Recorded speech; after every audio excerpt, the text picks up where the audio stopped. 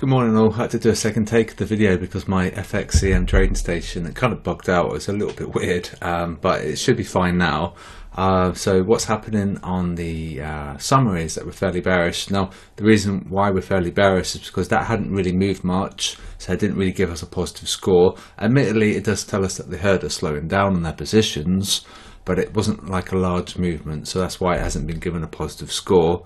We need that to really shift to give it like a +1, and this would be a +1, a positive score if we go above 50. So we'll have some greens creeping in onto the risk calc, but we have to remember that the herd are still net long, but we need that number to really reduce and make that number go towards 0. They shouldn't really be long. Note that they're quite they're shorting the cross yen, and they're shorted UJ quite heavily on the weekly basis. They've also shorted the Australian dollar USD as well. So that's the risk calculation. So it looks like we might change on the summary, but it will depend on this because this has now been populated. That's been done by me manually, so we're waiting on the technicals, which would be updated by Google Finance, which is real time. Okay, and so we saw the indices pump, the VIX dumped, the 10-year treasury yield rose a little bit, individual companies, Tesla fell, Apple rose, and we have to remember we've got Apple earnings this week, and the dollar did fall ever so slightly as well, but it is worth noting on the QDB scores that they're selling the dollar.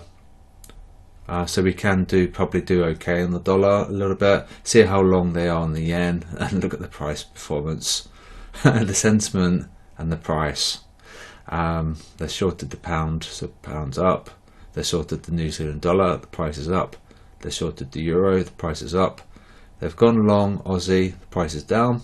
You know, you just have a look, use this QDB scores, and this is one of the most powerful things that you can look at. It's just the sentiment versus price. It's really amazing. EG top, GAGN bottom, but we need to make you aware that the we've exceeded ADR on UJ, EJ, and Swiss J, Swiss yen. Okay, so be careful because we've exceeded the technical parameter. All right, so we've sort of overbought on those particular currency pairs, so be really careful. The ADR on UJ is 0.56, we were 0.71, so we've definitely exceeded that. We're waiting on the robot to breach 19, so there's no signals at all, and we'll talk about the robot now because there's not that much to talk about. Basically we're flat, so terminal.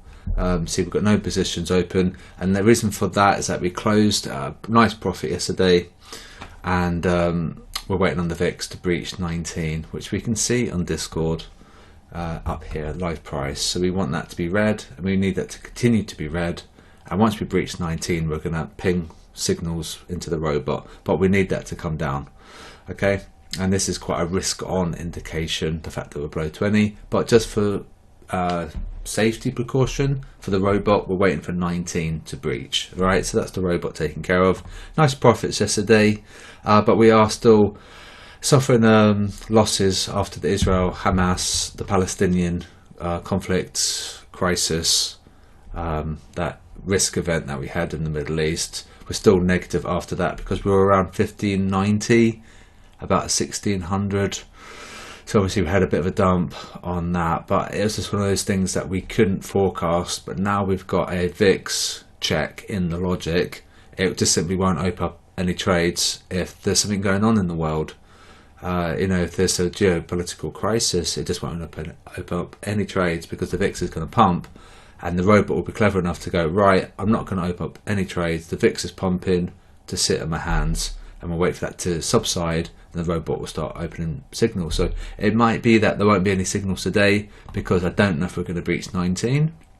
It's going to be likely tomorrow or Thursday. So you need to be a little bit patient with it, but we need that fundamental check in place. Okay, so that's the robot taken care of. The sheet's been talked about. Could look at that quickly. Oh right, they're getting paid quite a bit. So yeah, 50%. So it's a bit of a tricky one on the sentiment today. So yeah, see, they've gone long EU, but their price is above the daily pivot by 26 pips. So that's why that's got a negative score. So yeah, got to be careful. Really, these probably could fall because they've gone long, but then you've got the fundamental, you know, we're quite risk on. VIX is falling, so perhaps the dollar can depreciate. So you've got to be careful, but it's just telling us that the herd are getting paid slightly. This should be about 80%. Normally, okay, so perhaps there's a little bit of a fundamental skew because we could be risk on today.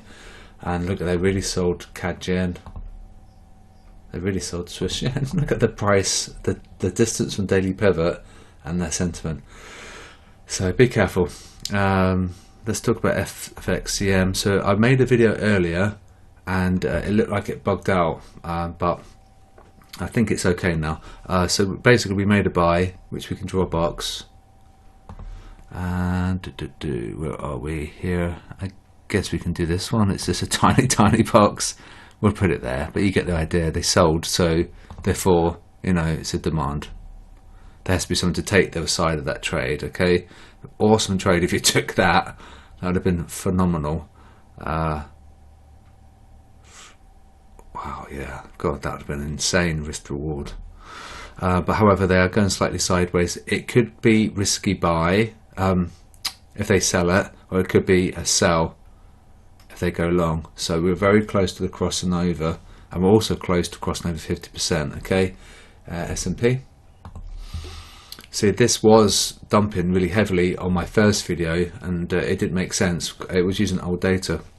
We were looking at this price action, so basically it was like a data issue on my first video, and obviously, you know, that was in the past.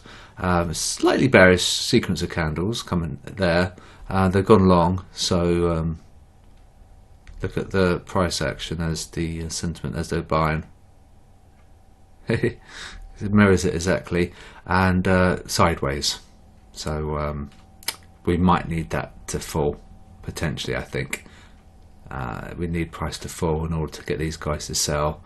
They're very long still, 63% DAX, and let's just chop in a bit. They're selling it, but still very long, 65%, and we can see how we're just ranging a little bit sideways now, trending lower, and now we're just ranging.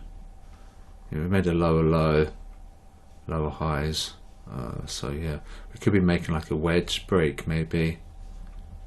Yeah, I mean, we got a channel break, but yeah, ideally you want the technicals to align with the sentiment, but you know, we are a sell at the big picture, so you've got to be careful. I'm still sitting on my hands, by the way, and yeah, it's just, I'm just waiting. I don't really like the idea of buying with the herd. Ideally I'd want them to be flushed first. So well, they, you know, they sold it, so you know, we come up to test that level. They're starting to go long, and there might be a case of coming into that supply again, 2000, 2002. They might sell it, or they might go long. It's really hard to say. It's like really undecided there, isn't it? It's almost like making an M. 33%.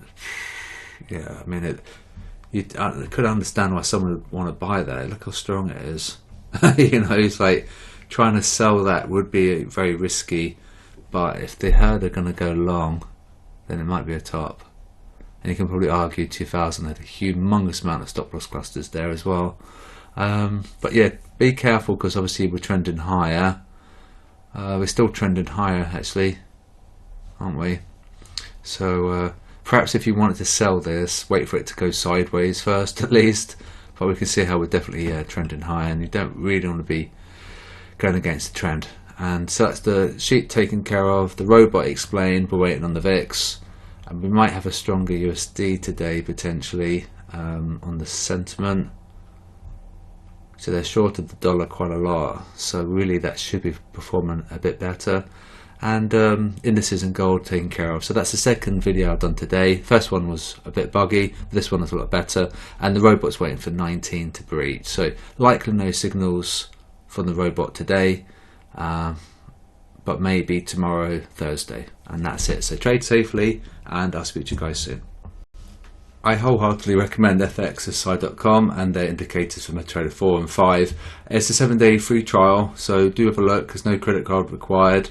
You might be lacking in some sentiment awareness, analysis, and it does complement technical and fundamentals very well.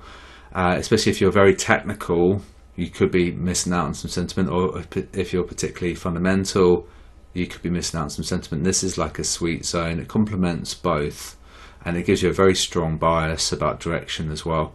So technicals are great for direction, fundamentals are great for direction, but the sentiment sits in between. Okay, and so perhaps if you're missing out on some sentiment awareness, these are the best indicators in existence in the world for that. And then you can have a look at this. You've got a 7-day free trial, and you've got your order book, and you've got your indicators, including the ratios, which are amazing. Just look at my videos on my YouTube channel and you can see how powerful the ratios are. And you can have a look. Just take your time. You've got 7 days to trial them, and if you don't like them, then that's fair enough. You don't have to renew, but we do have a code if you want to, and it's just the QDB code, and it gives you a 10% discount, and that's it. So have a look, see what you think, and like I said, it's a 7-day trial, so you don't have to renew, but I think you'll probably find you will renew afterwards, because the order book and the ratios and the stop loss clusters as well are amazing. The stop loss clusters are great because you know where to target. Okay, that's where you take profit, where people get stopped out. Okay, and that's it. So just a quick plug for the fxside.com, and enjoy your day.